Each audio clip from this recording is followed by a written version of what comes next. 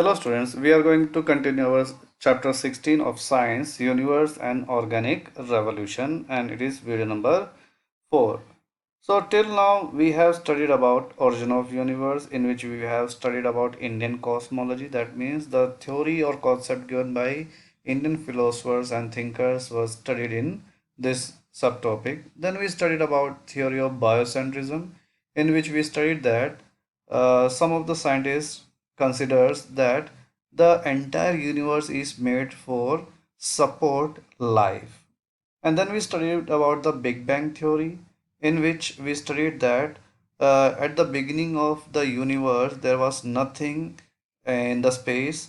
There was a pinpoint size matter which was highly compressed, and one day, due to energy expansion, that whole point exploded and the origin of universe came into existence. Then we also study about periodic model in of Paul Steinhardt in this topic. Then we studied about physical theory of origin of life, in which we studied about different concept given by different scientists, and most of them said that life came on the earth due to inanimate object. That means कि जो जीवन की उत्पत्ति हुई है वो निर्जीव वस्तु से उत्पत्ति हुई है, ऐसा काफ़ी सारे साइंटिस्ट का मानना था, जिसको कि हमने अलग अलग कॉन्सेप्ट के रूप में पढ़ा, और कुछ जो साइंटिस्ट हैं उसे उस एक्सपेरिमेंट के माध्यम से एक्सप्लेन करने की भी कोशिश की. Today we are going to study about the spiritual theory of origin of life. तो देखिएगा, बहुत कुछ है इसमें पढ़ने के लिए, लेकिन मोटा मोटे तौर पे आप इस बात को दिमाग में याद रखिएगा, हर कॉन्सेप्ट का अपना एक थीम है. तो जैसे इसका जो है फिक्स कॉन्सेप्ट है, इनका ये मानना है, यानी ये जो spiritual theory for origin of life है, इसके मानने वालों का ये मानना है कि जो हमारे अर्थ पे जीवन की उत्पत्ति हुई है, जिसके बारे में हम अभी तक पढ़ते आ रहे हैं, वो पूरी तरीके से कोरी कल्पना है. अर्थ पे जीवन इससे पहले से ही था. और दूसरा, उनका ये और मानना है कि हमारे अर्थ के ऊपर जीवन की उत्पत्ति नहीं हुई है, बल्कि स्पेस में कहीं और हुई थी. बस स्पोर फॉर्मेशन की वजह से जो स्पोर्स होते हैं, छोटे छोटे जो कणों के रूप में जो जीवन है, वो पूरे अंतरिक्ष में फैला, और जहाँ उनको सूटेबल एनवायरनमेंट मिला वहाँ वो फला फूला. दैट मीन्स हमारे अर्थ के अलावा भी दूसरी जगहों पे जीवन की संभावनाएं हैं. तो जरूर हो सकता है कि हमारे जैसे विकसित प्राणी ना हो, लेकिन किसी दूसरे ग्रह पर हमसे कम विकसित, यानी बैक्टीरिया या माइक्रोब्स के लेवल पे डेवलप्ड जीवन हो सकता है. तो हो सकता है किसी ग्रह या किसी आपके गैलेक्सी में ऐसा कोई ग्रह भी हो जहां हमसे भी ज़्यादा मॉडर्न जो है जीव जंतु रहते हों, यानी कि हमसे बढ़िया साइंटिफिकली एडवांस्ड जो है जनरेशन या स्पीशीज़ मौजूद हों. तो देखिएगा, एक्सपेरिमेंट्स चल रहे हैं, तभी देखते हैं आपकी spiritual theory for origin of life क्या कहती है. तो देखिएगा, शुरू में तो ये क्या करेगा, जो हमने इससे ठीक पहले वाली जो थ्योरी पढ़ी उसका खंडन करेगा, यानी कि आपका जो physical theory for origin of life है उसका वो खंडन करेगा, और वो भी कुछ साइंटिफिक तर्क के आधार पे करेगा.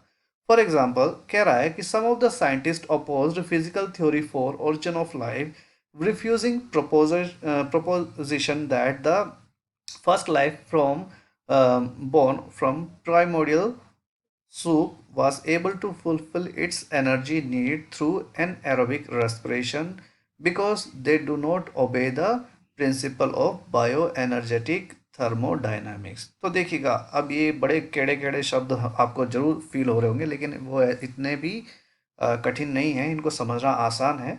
मैं एक्सप्लेन करता हूँ आपको. तो देखिएगा, बहुत सारे जो साइंटिस्ट हैं उन्होंने जो आपकी physical theory for origin of life था उसको सिरे से नकार दिया. अब उसके पीछे रीज़न क्या था, क्योंकि जो आपकी physical theory for origin of life क्या कहती है कि जो हमारा प्राइमोर्डियल जो सूप बना था, यानी कि बहुत सारे केमिकल्स आकर समुद्र में मिल गए थे, और समुद्र उस टाइम चूंकि बहुत गर्म था, उबल रहा था, तो उसके केमिकल रिएक्शन की मदद से कॉम्प्लेक्स जो आपके कंपाउंड्स और मॉलिक्यूल्स का निर्माण हुआ. फिर उसके बाद उनसे आपके न्यूक्लियर प्रोटीन तैयार हुए जो कि अपने ही नकल बना सकते थे, और इन्हीं से बाद में आपका जो पहला जीवित सेल है वो पैदा हुआ. तो देखिएगा, इसमें इन्होंने ये कहा कि जो जीव थे शुरू में, चूंकि सूरज वगैरह इतनी आसानी से सूरज की रोशनी वगैरह नहीं आती थी और ऑक्सीजन भी हमारे यहाँ पर मौजूद नहीं था, यानी कि हमारे एनवायरनमेंट में ऑक्सीजन मुक्त रूप में उपलब्ध नहीं था।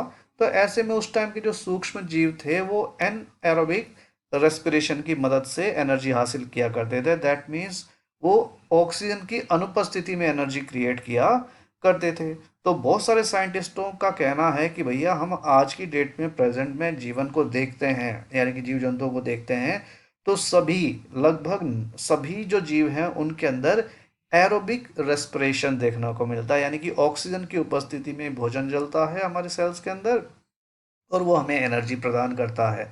तो यानी कि जो हमारी प्रिंसिपल है बायो एनर्जेटिक थर्मोडायनेमिक्स, जो कि ये कहती है कि ऑक्सीजन जनरेशन के सॉरी आपके एनर्जी जनरेशन के लिए ऑक्सीजन की रिक्वायरमेंट होती है, बिना ऑक्सीजन के ये पॉसिबल नहीं है। तो इस प्रिंसिपल को झुटलाता है आपका physical theory for origin of life. तो बहुत सारे साइंटिस्टों ने इस चीज़ को मानने से रिफ्यूज कर दिया कि भैया physical theory for origin of life जो है वो सही कह रही है। क्यों? क्योंकि असल में जितने भी जीव हैं उनके अंदर एरोबिक रेस्पिरेशन देखने को मिलता है, लेकिन इस आपके जो physical theory for origin of life मानने वालों ने को ये बताया गया था, या फिर उन्होंने ये बताया कि भाई बिना ऑक्सीजन के भी जो है आपके रेस्पिरेशन हो सकता है, जो कि पॉसिबल नहीं है। They believed life form came into existence after development of oxidation reduction cycle. और ये जो साइंटिस्ट है जो कि स्पिरिचुअल थ्योरी को मानते हैं ओरिजिन ऑफ लाइफ के लिए, उनका ये मानना है कि ऑक्सीडेशन और रिडक्शन की जो प्रक्रिया है जिसमें ट्रांसफर ऑफ इलेक्ट्रॉन्स होते हैं, यानी कि ऑक्सीजन का जो एक कण है किसी के साथ जुड़ गया है किसी से हट गया, या हाइड्रोजन किसी के साथ जुड़ गया या हट गया, तो ये जो प्रक्रिया है ये जीवों की उत्पत्ति से पहले ही शुरू हो गया था। यानी कि ये जो ऑक्सीडेशन और रिडक्शन की जो केमिकल रिएक्शन है जीवों की उत्पत्ति से पहले ही चल रहा था, और इसके ऐसे बहुत सारे साइकिल्स जो हैं पहले ही कंप्लीट हो चुके थे। The primitive earth contained oxygen rich gases like carbon dioxide, sulphur dioxide, water vapour in plenty, so primitive organism could fulfil their energy need from aerobic respiration. तो इस थ्योरी को मानने वाले लोगों ने कहा कि देखो ठीक है, ये बात मान ली कि ऑक्सीजन शुद्ध रूप में मौजूद नहीं था हमारे एनवायरनमेंट में, लेकिन ऑक्सीजन उस समय भी कार्बन डाइऑक्साइड के रूप में या सल्फर डाइऑक्साइड के रूप में या पानी के भाप के रूप में बहुत प्रचुर मात्रा में हमारे एनवायरनमेंट में मौजूद था, एटमॉस्फेयर में मौजूद था। यानी कि ऑक्सीजन शुद्ध रूप में ना होकर के कंपाउंड्स के रूप में हमारे अंतरिक्ष में था। तो ऐसे में हो सकता है कि कुछ जो जीव हैं उस ऑक्सीजन का इस्तेमाल कर करके अपने क्या कहते हैं एनर्जी की जो रिक्वायरमेंट है उसको पूरा कर पाते होंगे। तो ये मान्यता है, मानना है कि ऐसा भी उस समय के जीवों ने अपने आप को इस तरीके से इवॉल्व कर लिया होगा, बदल लिया होगा कि वो कार्बन डाइऑक्साइड से ऑक्सीजन खींच सके या सल्फर डाइऑक्साइड से ऑक्सीजन खींच सके या पानी की जो भाप है उसमें से ऑक्सीजन खींच करके अपनी एनर्जी प्रोड्यूस कर सकें। तो अब इस तर्क को और बल देने के लिए उन्होंने क्या बताया कि देखिएगा जो आपकी modern life form is fully based on DNA, कि आज की बात करें तो आजकल का जो जीव है, जितने भी जीव हैं उनके अंदर जो लाइफ फॉर्म है उसका जो बेसिक चीज़ है यानी कि जो यूनिट है वो डीएनए है। यानी कि हम हैं तो हमारा जो सेल सबसे छोटा यूनिट है, वर्किंग यूनिट है, इसके अंदर हमारा डीएनए होता है जो कि आपके सेल को बताता है कि उसे किस तरीके से काम करना है। तो डीएनए क्या होता है? आपका डीऑक्सी राइबो न्यूक्लिक एसिड होता है। तो डीऑक्सी राइबो न्यूक्लिक एसिड को हम डीएनए कहते हैं। तो ये हमारे सेल्स के अंदर मौजूद होता है और ये एक तरीके से कंप्यूटर चिप की तरह होता है, जो कंप्यूटर को जिस तरीके से कंप्यूटर चिप बताता है कंप्यूटर को क्या करना है, सेम ऐसे ही डीएनए यानी कि आपका डीऑक्सी राइबो न्यूक्लिक एसिड जो है ये आपके सेल्स को बताता है भैया काम क्या करना है और किस तरीके से करना है। यानी कि इसके अंदर बहुत सारी इन्फॉर्मेशन फीड होती हैं और उन फिर इन्फॉर्मेशन के आधार पे ही सेल्स और उसके अंदर मौजूद बाकी के ऑर्गेनल्स जो हैं वो काम करते हैं। तो इन्होंने यही बताया कि आज का जो लाइफ फॉर्म है उनमें सब में डीएनए मौजूद है। Information stored in DNA is transferred from nucleus to cytoplasm by RNA. तो देखिएगा ये पार्ट आपने लास्ट ईयर 9th क्लास में पढ़ा होगा कि जो डीएनए के अंदर जितनी भी इंफॉर्मेशन स्टोर्ड होती हैं वो आरएनए की मदद से साइटोप्लाज्म यानी कि जो लिक्विड आपके सेल के अंदर भरा होता है उसे हम साइटोप्लाज्म कहते हैं, जहाँ पे आपके सेल के बाकी के जो छोटे छोटे पार्ट्स हैं वो भी मौजूद होते हैं, यानी कि ऑर्गेनल्स मौजूद होते हैं। तो ये यहाँ पे यही कह रहा है कि जो डीएनए है जो कि न्यूक्लियस के अंदर होता है, उसके अंदर जो भी सूचनाएं होती हैं वो आरएनए की मदद से आपके साइटोप्लाज्म तक पहुंचती है। तो आरएनए क्या है? आपका डीएनए का ही एक अविकसित रूप है जिसे हम राइबोन्यूक्लिक एसिड बोलते हैं। ठीक है। तो ribosome in cytoplasm make protein as per message from DNA. तो आरएनए क्या करता है? डीएनए में स्टोर्ड इंफॉर्मेशन को आपके साइटोप्लाज्म तक भेजता है, और साइटोप्लाज्म में मौजूद एक छोटा सा ऑर्गेनल होता है जिसे हम कहते हैं राइबोसोम। ये क्या करता है? ये प्रोटीन का निर्माण करता है। ठीक है, वो भी डीएनए के कहे अनुसार। यानी हमारे शरीर में शरीर की खुद की कैपेबिलिटी होती है, वो खुद का अपना तरह का डिफरेंट टाइप्स ऑफ प्रोटीन्स बनाता है राइबोसोम्स की मदद से। अब DNA is made from protein. अब खुद जो डीएनए है वो भी प्रोटीन से ही बना है। तो अब क्वेश्चन आता है, the so question arises what come first, protein और डीएनए। तो हमारा प्रश्न उठता है कि भैया आप कहते हो कि डीएनए से जीवन की उत्पत्ति हुई, लेकिन डीएनए खुद प्रोटीन से बना है और डीएनए की मदद से ही प्रोटीन बनता है। तो पहले डीएनए बना कि प्रोटीन बना? इस क्वेश्चन का आंसर दो। यानी एक क्वेश्चन हमारा ये पूछा जाता है ना कि अंडा पहले आया या मुर्गी पहले आई। तो ऐसा ही एक दुविधा अब आपके साइंटिस्टों के सामने आया कि पहले प्रोटीन बना या डीएनए बना। इस बात को लेकर के तर्क शुरू हुआ। It may be RNA that played role of both DNA and protein apart from playing its own role. तो देखिएगा, जो आदिकाल का टाइम था, जो पुराना टाइम था, जब अर्थ हमारे यानी कि इनिशियल आपके फेस में था, उस दौरान मे बी पॉसिबल डीएनए जैसी विकसित संरचनाएं नहीं रही होंगी। तो मे बी पॉसिबल डीएनए का काम हो या प्रोटीन का काम हो, ये खुद अकेला आरएनए जो है वो किया करता था। तो ऐसा बहुत सारे साइंटिस्ट का मानना है कि आरएनए अपने आप में डीएनए का रोल भी करता था, प्रोटीन का रोल भी करता था अपने काम के अलावा। यानी कि एक तरह का ऑलराउंडर था जो बॉलिंग भी कर लेता था, बैटिंग भी कर लेता था, विकेट कीपिंग भी कर लेता था और फील्डिंग भी कर लेता था। यानी कि आरएनए खुद डीएनए, बाकी प्रोटीन और खुद का काम तो करता ही था, यानी इन सब का काम अकेला ही करता था। Some scientist believe that life did not originated on earth, rather it came from space in the form of microspore। अब देखिएगा, ये जो तर्क थे आपके आरएनए डीएनए की मदद से, उन्होंने साफ बताया कि जो हमारी पहले की कल्पना है कि भाई ऐसे ऐसे अलग अलग तरह के प्रोटीन और इससे न्यूक्लियोप्रोटीन से सेल्स का निर्माण हुआ, ये कोरी बकवास है। ऐसा होने की संभावना बेहद कम है। तो ऐसे जो साइंटिस्ट थे उन्होंने कहा कि देखो, अगर ऐसा है, हम इस तरह की बातों को मानते हैं, तो इस बात को मानना पड़ेगा कि जो अर्थ पे जीवन आया है वो अर्थ पर से पैदा नहीं हुआ, बल्कि ये स्पेस से कहीं से आया है, और वो भी माइक्रोस्पोर्स के रूप में। तो माइक्रोस्पोर बहुत छोटे छोटे सूक्ष्म बीज होते हैं जो हमें दिखाई नहीं देते हैं। ठीक है। तो बीजाणु होते हैं ये, जो कि हमें दिखाई नहीं पड़ते हैं। तो स्पेस में ये तैरते तैरते तैरते किसी तरीके से हर जगह चारों ओर फैले और अर्थ तक पहुंचे। अब अर्थ पे सूटेबल कंडीशन थे तो ये वहाँ पे विकसित हो गए। तो ये जो आपके थ्योरी मानने वाले साइंटिस्ट हैं, वो साफ तौर पे, यानी कि spiritual theory for origin of life मानने वाले जो साइंटिस्ट हैं, वो साफ तौर पे ये मानते हैं कि अर्थ पर जो जीवन है वो बाहर से आया है। तो देखिएगा, हम अगर स्पोर्स को देखना चाहें तो अगर देखिएगा, ये सारे जो हैं आपके पिक्चर्स मशरूम्स के हैं, दिख रहा है? तो ये जो मशरूम है, ये दूसरे पेड़ पौधों की तरह रिप्रोड्यूस नहीं करते। इनके शरीर के अंदर बहुत छोटे छोटे माइक्रोस्पोर्स पैदा होते हैं, और वो हवा की मदद से एक जगह से दूसरी जगह फैलते हैं। और जहाँ उन्हें फेवरेबल कंडीशन मिलती है, यानी कि जहाँ पे नमी, पानी और कोई डेड पार्ट ऑफ एनिमल या फिर किसी तरह का पेड़ पौधे का मिल जाता है, तो ये वहाँ बस जाते हैं और वहाँ पर क्या कहते हैं, उगते हैं। और फिर से वही जब विकसित हो जाते हैं तो फिर से स्पोर बनाते हैं, और वो एयर के माध्यम से स्प्रेड करते हैं और इस तरीके से रिप्रोड्यूस करते हैं। तो इसके लिए हम वीडियो भी देख लेते हैं ताकि आपको बहुत क्लियर हो जाए कि किस तरीके से जो आपके मशरूम हैं आपके स्पोर फॉर्मेट करते हैं और उसको कैसे स्प्रेड करते हैं। तो ऐसे ही साइंटिस्ट का मानना है कि बहुत सारे जो आपके इसी तरह के जो मशरूम टाइप के या दूसरे जीव रहे होंगे किसी ग्रह पर या स्पेस में, तो उन्होंने स्पोर को आकाश में छोड़ा तो ये हवा में तैरते तैरते स्पेस से बाहर निकल गए। चूंकि हल्के हैं तो इनके ऊपर ग्रेविटी काम नहीं की और ये स्पेस में घूमते घूमते अलग अलग दिशा में फैल गए। तो हमारी बात की पुष्टि करने के लिए जो वीडियो है आप इसको देखिएगा।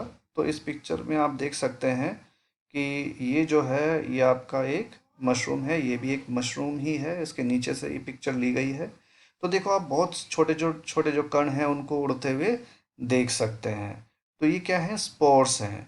और इस तरीके से स्पोर्स के उड़ने से जो आपका क्या कहते हैं, ये स्पोर्स जो हैं ये हवा में उड़ते रहते हैं और फैलते रहते हैं और इस तरीके से फैल करके ये चारों ओर स्प्रेड होते हैं और जहाँ इनके लिए सूटेबल कंडीशन इन्हें फिल होती है वहाँ पर ये आसानी से पहुँच जाते हैं। तो देखिएगा हल्की सी हवा के झोंके से कैसे हवा में उड़ रहे हैं ये आसानी से।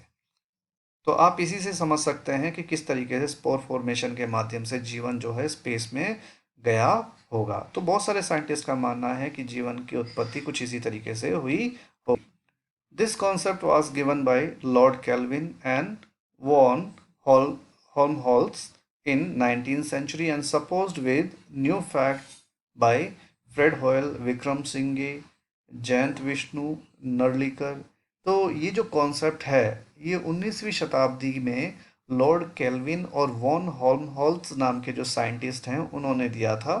और इसको सपोर्ट किए हुए करने वाले जो साइंटिस्ट थे उनमें फ्रेड होयल, विक्रम सिंघे, जयंत विष्णु नर्लिकर जैसे फेमस साइंटिस्ट रहे हैं जिन्होंने नए तथ्यों के साथ इनकी बातों की पुष्टि की। यानी कि बहुत सारे बड़े तबका जो था साइंटिस्टों का ये मानने को तैयार था कि जो लॉर्ड केल्विन और वॉन हेल्महोल्ट्ज जो हैं उन्होंने जो बताया कि भाई जो जीवन की उत्पत्ति है स्पेस से हुई है, यानी कि हमारे अर्थ पे जो जीवन आया है वो स्पेस से आया है, इस बात को सपोर्ट करते हुए नए फैक्ट्स बताए गए और उसको सपोर्ट करने वाले काफ़ी साइंटिस्ट भी आए। लेकिन देखिएगा चूँकि वेस्टर्न वर्ल्ड जो है इस बात को नहीं मानता था तो ये जो आपकी कॉन्सेप्ट है इसको ज़्यादा मान्यता नहीं मिली।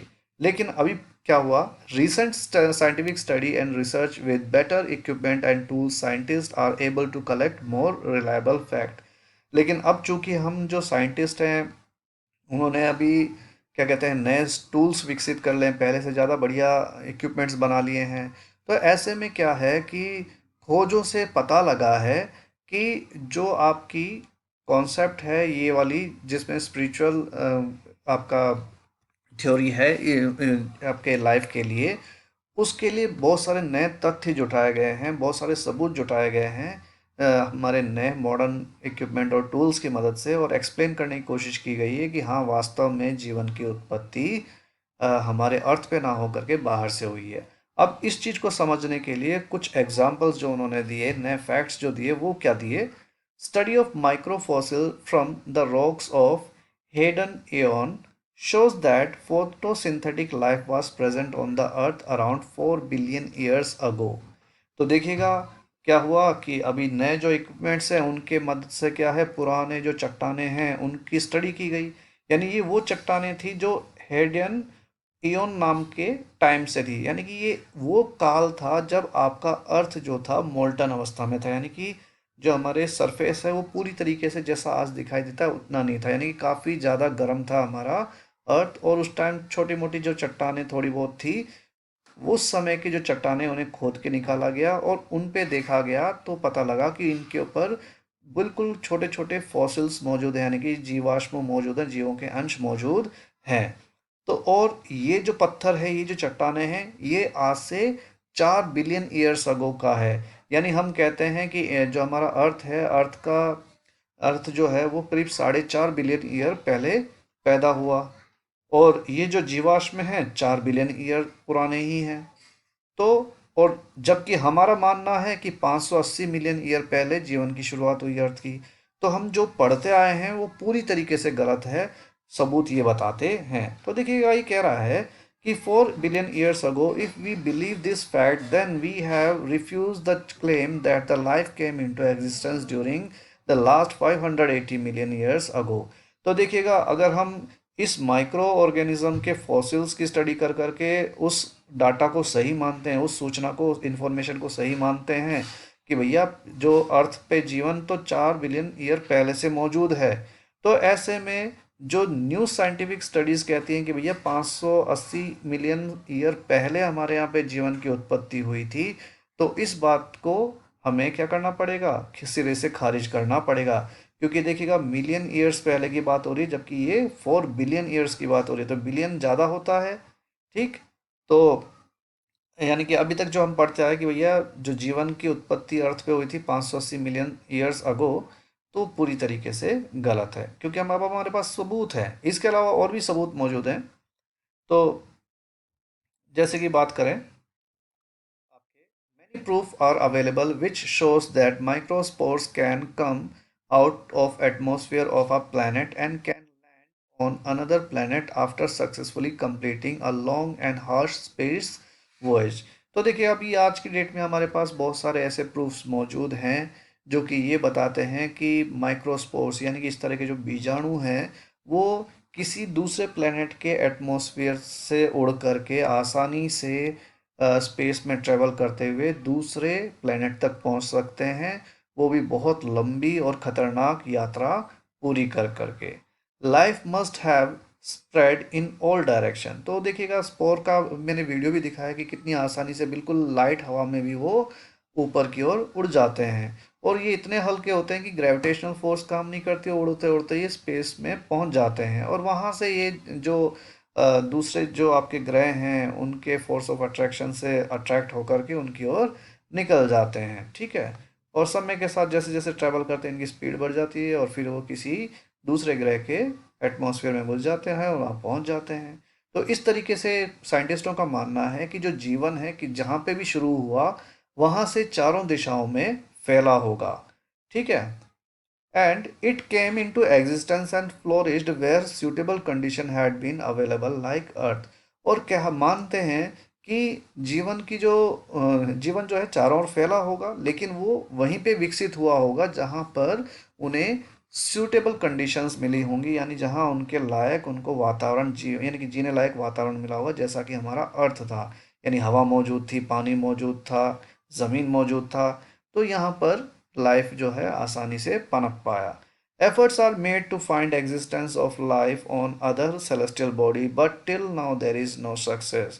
तो देखिएगा काफ़ी लंबे समय से नासा, इसरो और दूसरे जो आपके बड़े बड़े देश हैं जिनके जो आपके स्पेस से रिलेटेड ऑर्गेनाइजेशन हैं लगातार काम कर रही हैं बाहर, यानी कि हमारे अर्थ के बाहर के जीवन के बारे में ढूंढने के लिए, लेकिन अभी तक कोई बड़ी सफलता नहीं मिली है, और अगर मिली भी है तो अभी तक वो बाहर नहीं आई है।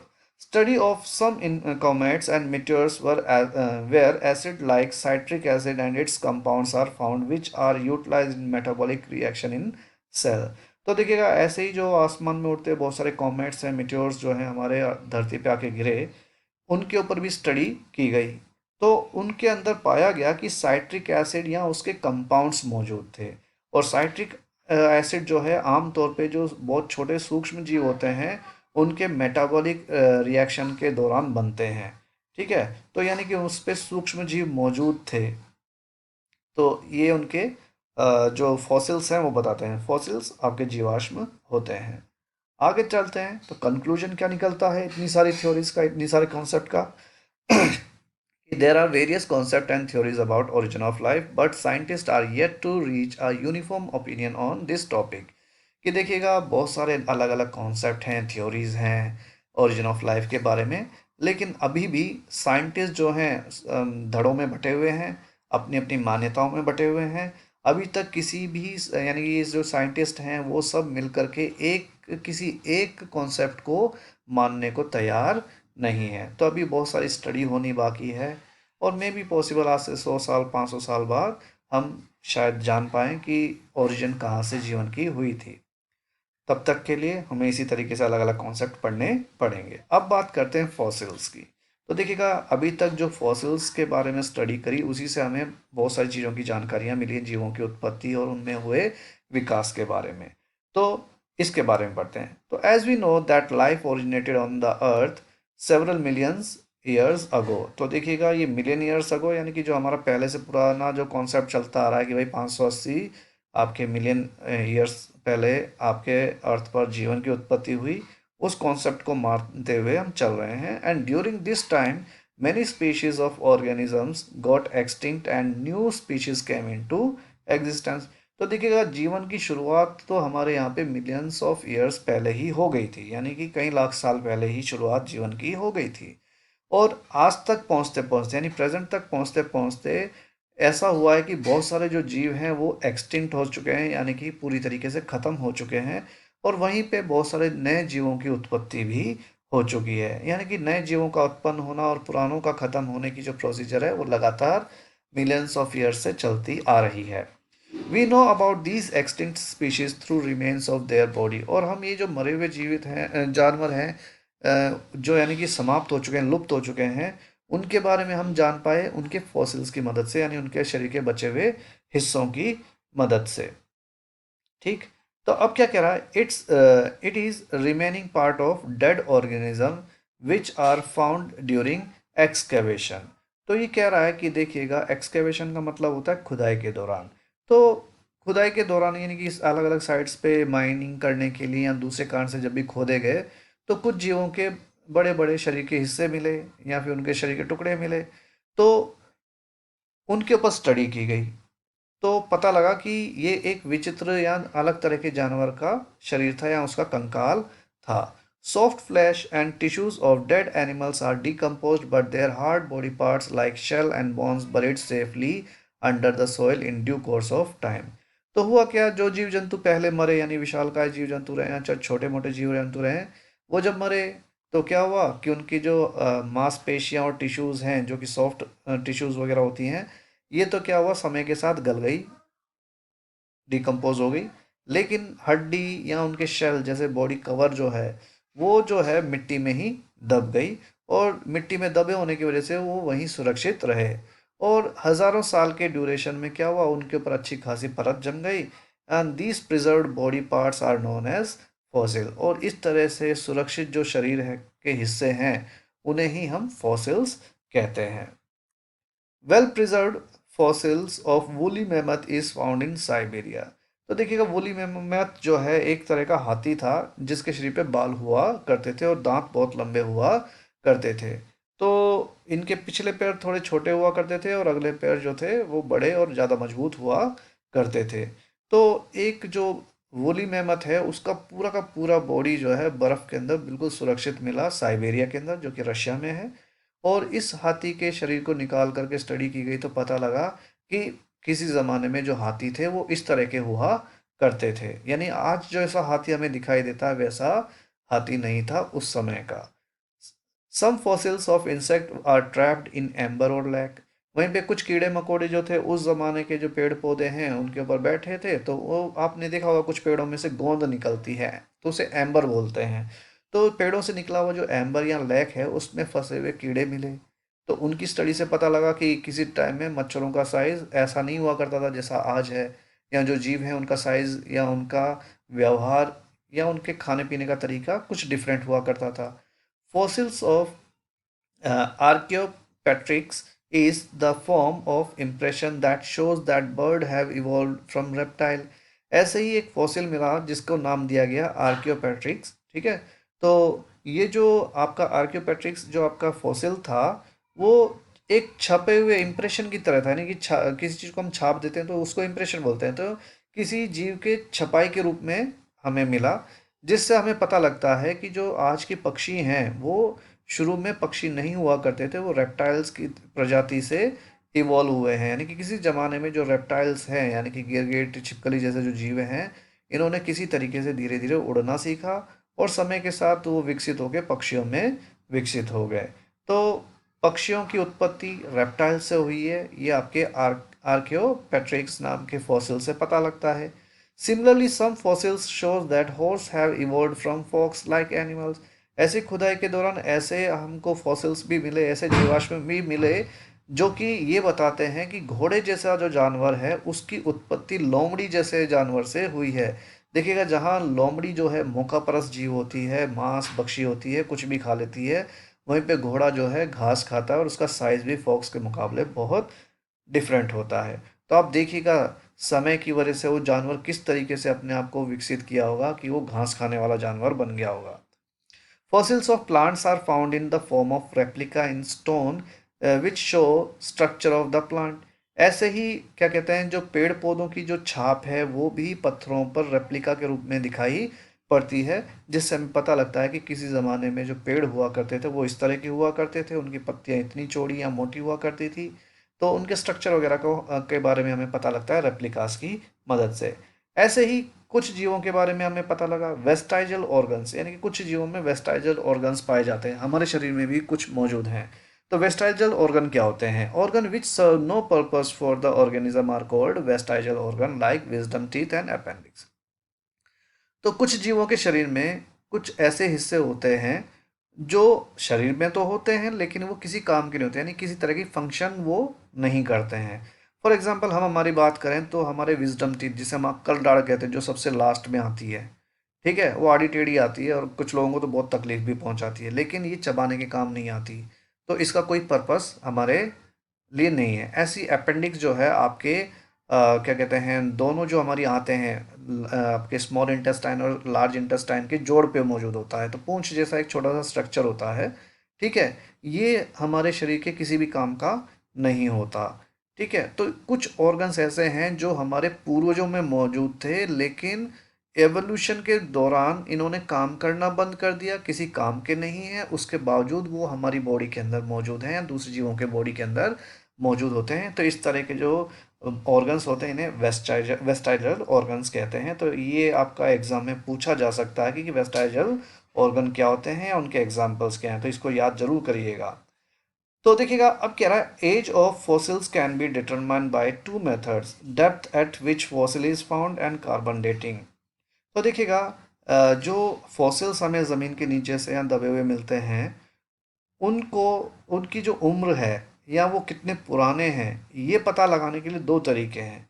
एक तो वो कितनी गहराई से मिले हैं, इस आधार पर काउंटिंग कर सकते हैं, क्योंकि जो एक मिट्टी की लेयर को जमने में कितना टाइम लगता है उस हिसाब से गणना की जाती है। तो जो जितना गहराई पे मिलता है वो उतना पुराना फॉसिल है पता लग जाता है, यानी कि लगभग एक रफ आइडिया लग जाता है कि ये इतने 100 साल पुराना या इतने 1000 साल पुराना है।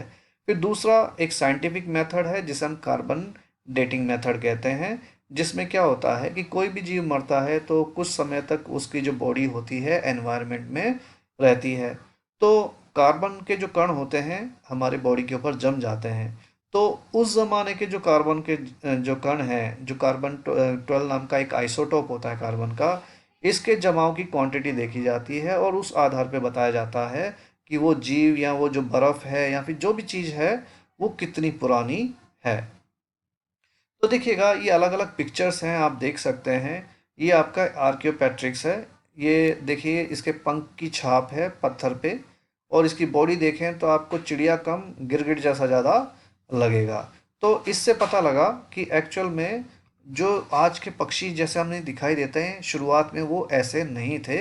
ये कुछ गिरगिट जैसे या फिर आपके रेप्टाइल जैसे जानवरों की से की बॉडी जो है विकसित होकर के उनके ऊपर पंख वंख उगे, और वो उनसे फिर आगे चल करके आपके जा करके जो है पक्षियों का विकास हुआ। ऐसे ही एक पत्थर के ऊपर छाप मिली है, इम्प्रेशन मिली है मछली की, तो ये उस ज़माने की जो मछली है उसकी छाप है। तो देखिए दो दो हैं। ऐसे ही एक प्लांट का रेप्लिका पत्थरों पे मिला, तो उससे पता लगा कि पुराने ज़माने के जो पेड़ पौधे पौधे थे उनकी प्रजाति में इस तरह के पत्ते लगा करते थे। सेम ऐसे ही ये किसी क्या कहते हैं पेड़ के एम्बर में यानी कि गोंद में फंसा हुआ मच्छर था, जिसको देख करके आप पता लगा सकते हो कि क्या कहते हैं उस टाइम के मच्छर दिखाई कैसे देते थे, यानी कि आजकल के मच्छरों से काफ़ी अलग दिखाई देते हैं। ये देखिएगा ये आपके साइबेरिया में मिला वूली मेहमत का पूरा शरीर है, जो कि साफ दिख रहा है। तो देखिए इसके शरीर पे पूरे अच्छे से बाल वगैरह हैं, जबकि हाथियों के शरीर पे ऐसे बाल मौजूद नहीं होते। ऐसे ही एम्बर में फंसे हुए एक स्पाइडर की भी आप पिक्चर देख सकते हैं, ठीक है। तो इस तरह के जो आपके फॉसिल्स हैं इनकी स्टडी से हमें काफ़ी कुछ पता लगा है हमारे से पहले के जीवों के बारे में। तो देखिएगा डायनासोर इसका बहुत अच्छा एग्जाम्पल है। तो आज भी क्या है अलग अलग देशों में जब खुदाई होती है तो खुदाई के दौरान विशालकाय हड्डियों के ढांचे मिलते हैं, उनको निकाल कर करके डिटेल में स्टडी करते हैं और पता लगाते हैं कि किस तरीके से उस समय के जीव रहे होंगे। तो देखिएगा, please press like button to appreciate my hard work. Your likes encourages me to do more effort and make better videos. I hope you will like my video, and if there is any query or suggestion you can write it in comment section and I'll try to solve your problem as soon as possible. Do subscribe my channel so that you can get notification as soon as I upload the video. Thank you. तो देखिएगा, आप लोग मेहनत को support करें like button दबा करके, इसके साथ साथ चैनल को भी सब्सक्राइब करें ताकि जब कभी मैं वीडियो डालूं तो आपको वो तुरंत मिल सके। ठीक है, और नेक्स्ट वीडियो के लिए इंतज़ार करिएगा। Thank you.